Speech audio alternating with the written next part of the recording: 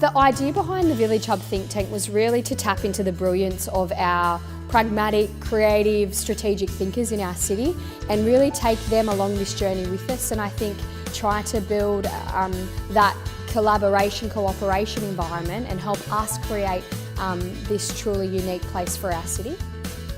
This concept seems really new to me. It's something we've been craving and didn't really know that it was possible, and it's huge. It's not a little thing of let's open a little shop and it's going to have special wallpaper on it. It is a whole way that communities can live. In the early days, it was really a neighbourhood that was following the same pattern as most of the other neighbourhoods in town. Since then, and particularly from the next generation of the family really taking this on, they've taken it to a different level. Well, the three ingredients to success to make sure that this works is one, first and foremost, that they've got a compelling story that's owned by the community and by community leaders that were in the room today. The second one is that they start small, and that's why we mapped out those small wins, those little pop-ups and little things that they could, community ovens and a little, the Wurundjeri Fire, Indigenous, so those little festivals. And then the third one is actually making sure that we build the community ownership on the journey, that we come back. We don't lose this momentum, and that's really the key, because once you've got that, you've got a whole heap of place champions and allies that talk it up. It's not just the family and the marketeers and everything else, it's the place. It showed a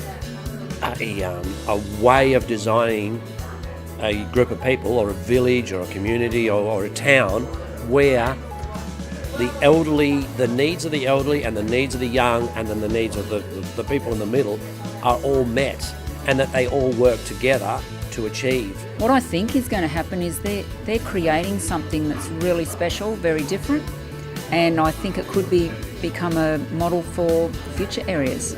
We create an intergenerational community, and all these people can come and live together around what I call the anchor of a public space, that village hub and the tavern that becomes so inclusive and so welcoming and beautiful and magical and enchanting. Of course, that's going to create a sense of well-being for everyone. To be able to host and facilitate a conversation with 10 or 15 incredible local leaders and citizens, to actually have them come in and help us define what it is that can make this community unique and make the concept for Brunslea Park and the product that is built out there completely unique, not just for Brunslea Park and its residents, but for the city and for regional Australia as a whole. We now see the opportunity on what's possible. This is huge, it's the way of the future. We really do believe we're paving the way, and our hope is actually that other businesses in Wagga and other developments take this approach.